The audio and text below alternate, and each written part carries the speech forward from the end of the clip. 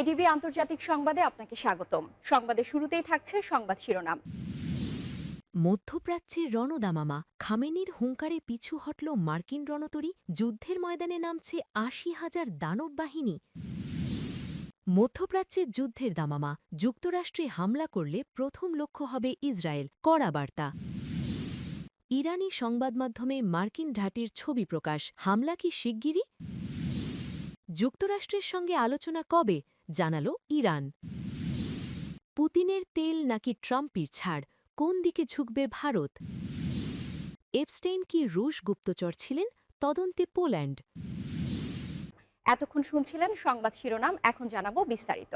মধ্যপ্রাচ্যের রণদামামা, খামেনির হুঙ্কারে পিছু হটল মার্কিন রণতরী, যুদ্ধের ময়দানে নামছে ৮০,০০০ দানব বাহিনী। মধ্যপ্রাচ্যের আকাশ কি তবে যুদ্ধের কালো মেঘে ঢেকে যাচ্ছে? একদিকে ইরানের সর্বোচ্চ নেতা আয়াতুল্লাহ আলী খামেনির বজ্রকঠিন হুঁশিয়ারি, অন্যদিকে রণক্ষেত্র ছেড়ে মার্কিন রণতরীর পিছু হটার খবর। সব মিলিয়ে এক চরম উত্তেজনা। গুঞ্জন উঠেছে ইরানের হয়ে লড়াই করতে প্রস্তুত ৮০,০০০ দুর্ধর্ষ দানব সেনার এক বিশাল বাহিনী। তবে কি ডোনাল্ড ট্রাম্পের হুঙ্কার শেষ পর্যন্ত খামেনির কাছে হার মানল? কেন পালালো মার্কিন রণতরী?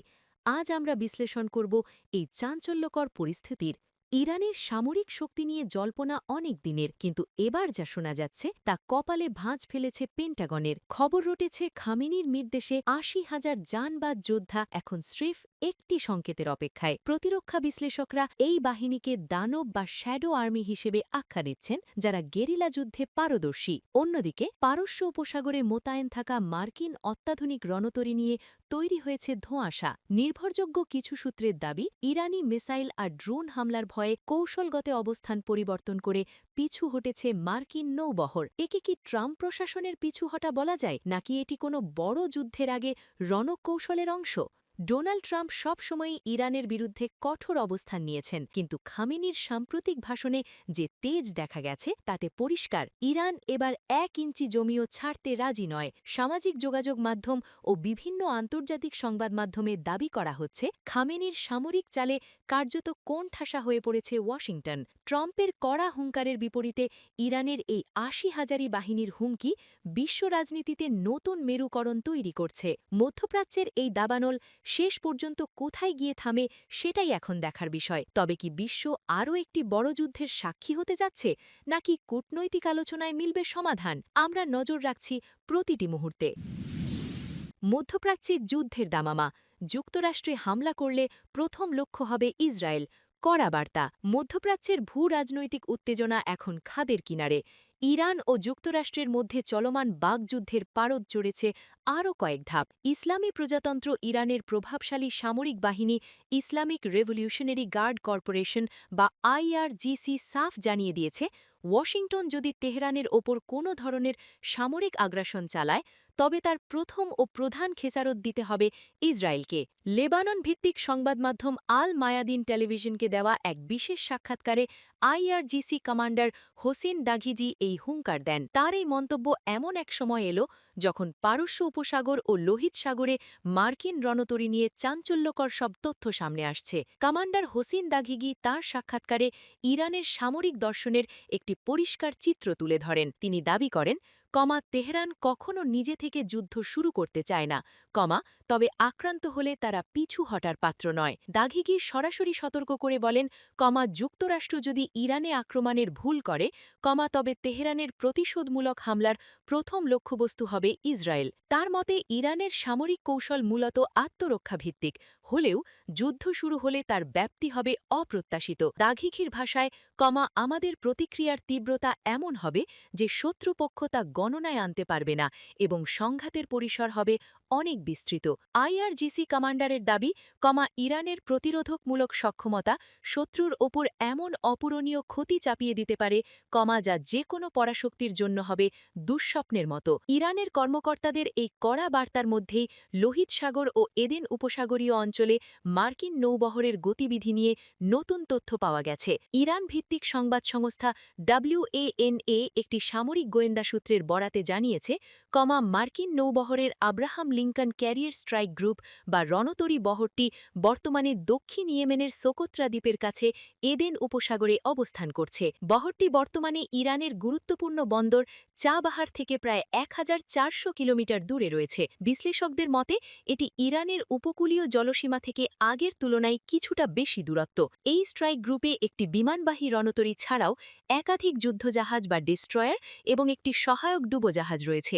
ইরান ও যুক্তরাষ্ট্রের এই স্নায়ুযুদ্ধকে আরও উস্কে দিয়েছেন মার্কিন প্রেসিডেন্ট ডোনাল্ড ট্রাম্প। গত সোমবার তিনি পুনরায় দাবি করেন যে যুক্তরাষ্ট্রের একটি বিশাল নৌবহর ইরানের দিকে অগ্রসর হচ্ছে। ট্রাম্পের এই আক্রমণাত্মক অবস্থানের প্রেক্ষিতে রাশিয়াও মুখ খুলেছে। মস্কো সতর্ক করে দিয়ে বলেছে যে ইরানের বিরুদ্ধে যে কোনো মার্কিন সামরিক পদক্ষেপ বিশ্ব স্থিতিশীলতার জন্য চরম বিপর্যয় বয়ে আনবে। ফেব্রুয়ারি ২০২৬-এর ইরান ও যুক্তরাষ্ট্র উত্তেজনা বিশ্লেষণে দেখা যায় যে ইরান ঘোষণা করেছে যে যুক্তরাষ্ট্র হামলা করলে ইসরায়েল হবে তাদের প্রথম লক্ষ্যবস্তু। অন্যদিকে যুক্তরাষ্ট্র তাদের আব্রাহাম লিঙ্কন স্ট্রাইক গ্রুপ এদেন উপসাগরে মোতায়েন করেছে। ইসরায়েল বর্তমানে ইরানের হামলার সম্ভাব্য তালিকায় ১ নম্বরে থাকা দেশ হিসেবে চিহ্নিত হয়েছে। এ পরিস্থিতিতে রাশিয়া মার্কিন হুমকির প্রতিবাদ জানিয়ে ইরানকে সমর্থন দিচ্ছে। তেহরান অবশ্য দাবি করছে যে তাদের সামগ্রিক রণকৌশল কেবল প্রতিরোধকমূলক এবং আত্মরক্ষামূলক। ভূরাজনৈতিক বিশ্লেষকদের মতে ইরান জানে যে ইসরায়েল মধ্যপ্রাচ্যে যুক্তরাষ্ট্রের সবচেয়ে শক্তিশালী ও ক্লোজ মিত্র। ওয়াশিংটনকে চাপে রাখতে এবং মার্কিন জনমতকে যুদ্ধের বিরুদ্ধে ফেরাতে ইসরায়েলকে আক্রান্ত করার হুমকি ইরানের একটি পুরনো কিন্তু কার্যকর কৌশল। কমান্ডার হোসেন দাঘিগির এই হুঁশিয়ারি কেবল কথার কথা নয়, বরং এটি একটি সুপরিকল্পিত সামরিক বার্তা। অন্যদিকে মার্কিন রণতরীর গতিবিধি পরিবর্তন এবং ট্রাম্পের অব্যাহত হুমকি ইঙ্গিত দিচ্ছে যে সামান্য একটি ভুল পদক্ষেপ পুরো মধ্যপ্রাচ্যকে আগুনের কুণ্ডলিতে নিক্ষেপ করতে পারে। ইরানি সংবাদমাধ্যমে মার্কিন ঘাঁটির ছবি প্রকাশ। হামলা কি শিগগিরই? তেহরান ওয়াশিংটনের চলমান উত্তেজনা আর সম্ভাব্য সরাসরি আলোচনার গুঞ্জনের মাঝেই মধ্যপ্রাচ্যে অবস্থিত মার্কিন সামরিক ঘাঁটিগুলোর ছবি প্রকাশ করেছে ইরানের একটি প্রভাবশালী সংবাদ সংস্থা। গত কয়েকদিন ধরে ইরানের নিরাপত্তা বাহিনীর ঘনিষ্ঠ হিসেবে পরিচিত ফার্স নিউজ এজেন্সি কোনো মন্তব্য ছাড়াই এই ছবিগুলো প্রচার করছে। ফলে শুরু হয়েছে গুঞ্জন, তবে ইরান হামলার লক্ষ্যবস্তু ঠিক করে ফেলেছে। সম্প্রতি মার্কিন প্রেসিডেন্ট ডোনাল্ড ট্রাম্প ইরানের বিক্ষোভ দমনে কঠোর পদক্ষেপ এবং পরমাণু কর্মসূচি সীমাবদ্ধ করার চুক্তিতে পৌঁছতে ব্যর্থ হলে সামরিক ব্যবস্থা নেওয়ার হুমকি দিয়েছেন। এর বিপরীতে ইরানি কর্মকর্তারাও পাল্টা হুঁশিয়ারি দিয়ে রেখেছেন। জানিয়েছেন, আক্রান্ত হলে ইরান ও ইসরায়েল ও উপসাগরীয় অঞ্চলে থাকা মার্কিন ঘাঁটিগুলোতে তাৎক্ষণিক হামলা চালাবে। এমন সময়ে এই ছবিগুলো সামনে আসায় আলোচনা তুঙ্গে। তার মাঝেই ইরানের পররাষ্ট্রমন্ত্রী আব্বাস আরাকচি এবং মার্কিন দূত স্টিভ উইটকফের মধ্যে চলতি সপ্তাহেই একটি বৈঠক হওয়ার কথা রয়েছে। ফার্স নিউজ এজেন্সির প্রকাশিত ছবিগুলোর নিচে কোনো বর্ণনা না থাকলেও কেবল পারস্য ক্যালেন্ডার অনুযায়ী তারিখ ও বারের উল্লেখ রয়েছে। গতকালের ছবিতে আবুধাবির বাইরে অবস্থিত আল ধাফরা বিমানঘাঁটির একটি আকাশচিত্র দেখানো হয়েছে, যা মূলত মার্কিন ও ফরাসি বাহিনী ব্যবহার করে। আজ বাহরেইনের ইসা বিমানঘাঁটির ছবি প্রকাশ করা হয়েছে, যেখানে মার্কিন যুদ্ধবিমান মোতায়েন থাকে। তবে এএফপির যাচাই অনুযায়ী প্রকাশিত ছবিগুলো নতুন কোনো গোয়েন্দা তথ্য নয়, বরং পুরনো। স্যাটেলাইট চিত্রে আল ধাফরা ঘাঁটিতে সাম্প্রতিক কোনো বড় ধরনের সামরিক উপস্থিতিও নজরে আসেনি। এদিকে মাঠ পর্যায়ে উত্তেজনা কমার কোনো লক্ষণ দেখা যাচ্ছে না। তেহরানের ওয়ালি আসার স্কোয়ারে নতুন একটি বিশালাকার বিলবোর্ড স্থাপন করা হয়েছে, যেখানে দেখা যাচ্ছে মার্কিন যুদ্ধবিমান পাহাড়ের গায়ে বিধ্বস্ত হয়ে আছে এবং ইরানিরা বিজয়ীর বেশে সেখানে তাদের পতাকা ওড়াচ্ছে। কূটনৈতিক আলোচনার প্রস্তুতি চললেও মনস্তাত্ত্বিক এই লড়াই পরিস্থিতিকে আরও জটিল করে তুলছে। যুক্তরাষ্ট্রের সঙ্গে আলোচনা কবে জানাল ইরান। যুক্তরাষ্ট্রের সঙ্গে আলোচনার বিষয়টি নিশ্চিত করে ইরানের পররাষ্ট্র মন্ত্রণালয়ের মুখপাত্র ইসমাইল বাগাই বলেছেন যে তেহরান ও ওয়াশিংটনের মধ্যে আলোচনা আগামী কয়েকদিনের মধ্যে হওয়ার পরিকল্পনা রয়েছে। এই আলোচনার সময়সূচি সম্পর্কে তিনি দেশটির রাষ্ট্রীয় বার্তা সংস্থা IRNA-কে বলেন, ওমান, তুরস্ক এবং আরও কয়েকটি দেশ এই আয়োজনের ব্যাপারে আগ্রহ দেখিয়েছে। চূড়ান্ত স্থান শিগগিরই নির্ধারণ করা হবে। মঙ্গলবার ৪ ফেব্রুয়ারি ৩রা ফেব্রুয়ারি ডোনাল্ড ট্রাম্পও ঘোষণা করেন যে ইরানের সঙ্গে আলোচনা চলমান রয়েছে। মার্কিন নৌবাহিনীর জাহাজ USS এব্রাহাম লিঙ্কন থেকে একটি ইরানি ড্রোনকে ভূপাতিত করার পর হোয়াইট হাউসের মুখপাত্র জানান যে দেশটির বিশেষ দূত স্টিভ উইটকফের ইরানি কর্মকর্তাদের সঙ্গে আলোচনায় বসার পরিকল্পনা এখনও বহাল রয়েছে। ইরান ও যুক্তরাষ্ট্রের মধ্যকার এই আলোচনা আলোচনা যা ইরানের পরমাণু কর্মসূচিকে কেন্দ্র করে হবে বলে বলা হয়েছে, ইরানে জানুয়ারি মাসে হওয়া বিক্ষোভে রক্তক্ষয়ী দমনপীড়নের ৩ সপ্তাহ পর শুরু হতে যাচ্ছে, যেখানে পুলিশের সহিংস অভিযানে হাজারো বিক্ষোভকারী নিহত এবং আহত হয়। এদিকে ইরানি গণমাধ্যমের খবরে বলা হয়েছে, ইরানের পররাষ্ট্রমন্ত্রী আব্বাস আরাগচি তুরস্ক, কাতার ও ওমানের পররাষ্ট্রমন্ত্রীর সঙ্গে পৃথকভাবে আলোচনা করেছেন। ফোনালাপে মি আরাগচি এই দেশগুলোকে উত্তেজনা হ্রাস এবং আঞ্চলিক শান্তি ও নিরাপত্তা বজায় রাখতে সহায়তার ধন্যবাদ জানান। পুতিনের তেল নাকি ট্রাম্পের ছাড়, কোন দিকে ঝুঁকবে ভারত? ভারত ও যুক্তরাষ্ট্রের মধ্যে সম্প্রতি সম্পাদিত একটি বাণিজ্য চুক্তির অংশ হিসেবে নয়াদিল্লির রাশিয়া থেকে তেল কেনা বন্ধ করতে রাজি হয়েছে বলে মার্কিন প্রেসিডেন্ট ডোনাল্ড ট্রাম্প দাবি করেছেন। তবে ক্রেমলিন জানিয়েছে, জ্বালানি ক্রয় বন্ধের বিষয়ে ভারতের পক্ষ থেকে তারা এখনও আনুষ্ঠানিক কোনো বক্তব্য বা সংকেত পায়নি। ক্রেমলিনের মুখপাত্র দিমিত্রি পেসকভ সাংবাদিকদের বলেন, ভারত ও যুক্তরাষ্ট্রের দ্বিপাক্ষিক সম্পর্কের প্রতি রাশিয়ার সম্মান রয়েছে, কিন্তু একই সঙ্গে তারা নয়াদিল্লির সাথে রাশিয়ার উন্নত কৌশলগত অংশীদারিত্ব বজায় রাখাকে সর্বোচ্চ গুরুত্ব দিচ্ছে। তিনি স্পষ্ট করেন যে মস্কো ভারতের সাথে তাদের দ্বিপাক্ষিক সম্পর্ক আরও এগিয়ে নিতে বদ্ধপরিকর। সোমবার ২ জানুয়ারি মার্কিন প্রেসিডেন্ট ট্রাম্প এক ঘোষণায় জানান, ভারতীয় পণ্যের ওপর শুল্ক ৫০% থেকে কমিয়ে ১৮% নামিয়ে আনা হয়েছে। এর বিনিময়ে ভারত রাশিয়ার কাছ থেকে তেল কেনা বন্ধ করে যুক্তরাষ্ট্র ও ভেনেজুয়েলা থেকে তেল আমদানিতে সম্মত হয়েছে। ট্রাম্পের মতে, প্রধানমন্ত্রী মোদির সাথে এই সমঝোতা ইউক্রেন যুদ্ধ বন্ধে সহায়ক হবে, কারণ এতে রাশিয়ার যুদ্ধের ব্যয় নির্বাহ করার সক্ষমতা কমে আসবে। এর আগেও গত বছরও ট্রাম্প একই ধরনের দাবি করেছিলেন, যদিও তখন তা ফলপ্রসূ হয়নি। দীর্ঘদিন ধরেই ভারত রাশিয়ার অপরিশোধিত তেলের অন্যতম প্রধান ক্রেতা হিসেবে নিজের অবস্থান বজায় রেখেছে। বর্তমানে ভারত প্রতিদিন প্রায় ১৫ লাখ ব্যারেল রুশ তেল আমদানি করে, যা দেশটির মোট জ্বালানি আমদানির ১/৩ বেশি। ভারত সরকার বরাবরই এই বাণিজ্যিক সম্পর্ককে দেশের জ্বালানি নিরাপত্তার জন্য অপরিহার্য বলে দাবি করে আসছে। ঐতিহাসিকভাবে রাশিয়ার সাথে ভারতের সম্পর্ক প্রতিরক্ষা কেন্দ্রিক হলেও সাম্প্রতিক বছরগুলোতে সস্তায় রুশ তেল পাওয়ার সুযোগকে ভারত অত্যন্ত গুরুত্ব দিয়ে ব্যবহার করেছে।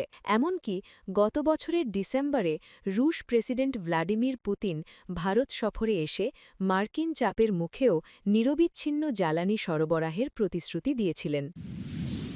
এপস্টেইন কি রুশ গুপ্তচর ছিলেন? তদন্তে পোল্যান্ড।